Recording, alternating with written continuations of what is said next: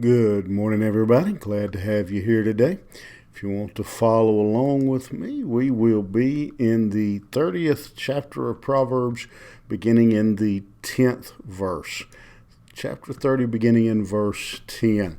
And we're going to look at some words today that maybe they're at least as appropriate today as they were when Agur gave them, if not more so. He is looking, as he looks around his society, he looks at people, he sees that there are several groups of people who really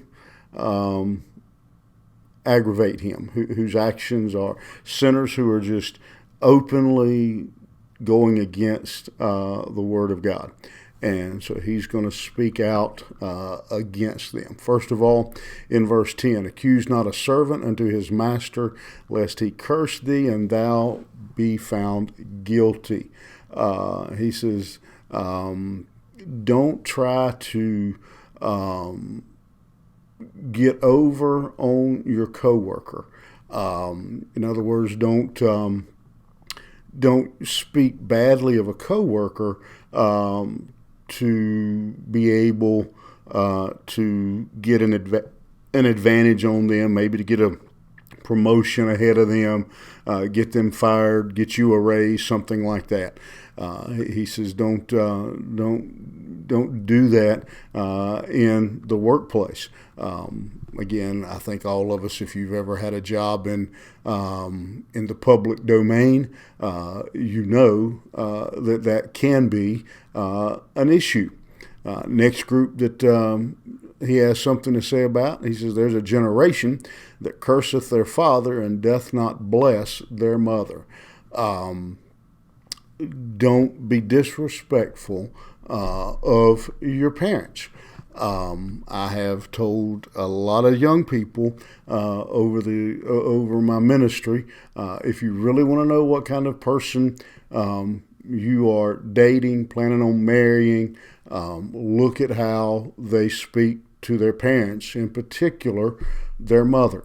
If they disrespect, speak harmfully to or about their the woman who gave them life, who brought them into this world, you can't expect them to be too good to you. Guard against being disrespectful of our parents. Verse 12, there's a generation that are pure in their own eyes and yet is not washed from their filthiness.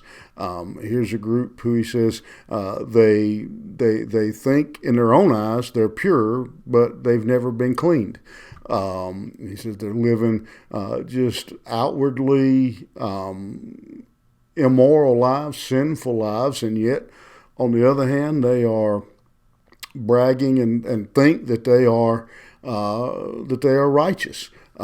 He says he calls them filthy in their own eyes, or not in their own eyes, but filthy in reality. He says they're covered in their own filthiness. And the word filthiness there, I'm just going to be very blunt with you here. The word means excrement.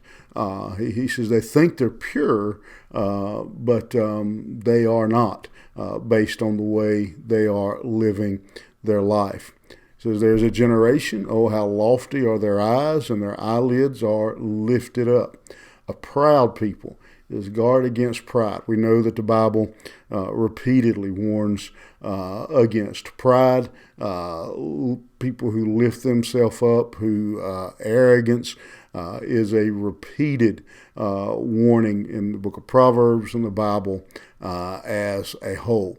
And then the final group, he says, there's a generation whose teeth are as swords, their jaw teeth as knives, devour the poor from off the earth and the needy from among men. He says there are people out there who will chew the poor and the needy up and spit them out.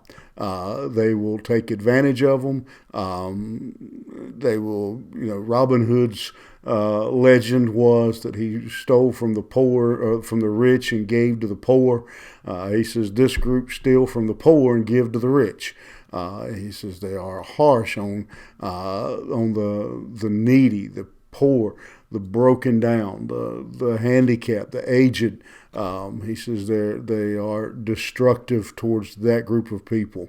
Obviously, Agur lives in a time that is not a lot different than the time that we live in.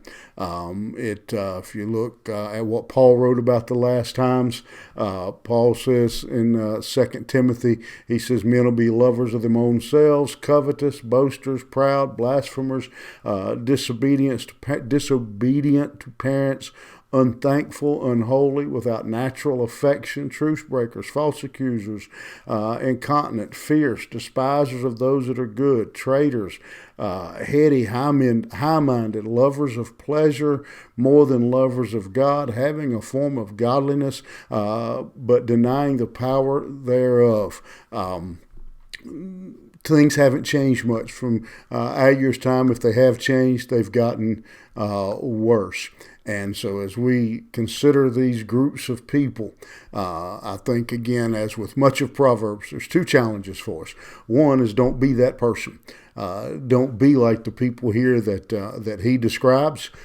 Furthermore, then the the big example of the book of Proverbs is we should be teaching and training up our children that they don't have this kind of lifestyle. As somebody has said, the more things change, the more they stay the same. I think we see that in this passage and recognize how vile and wicked our society is. As believers, let's not be part of it. Have a great day. We'll see you back here next time.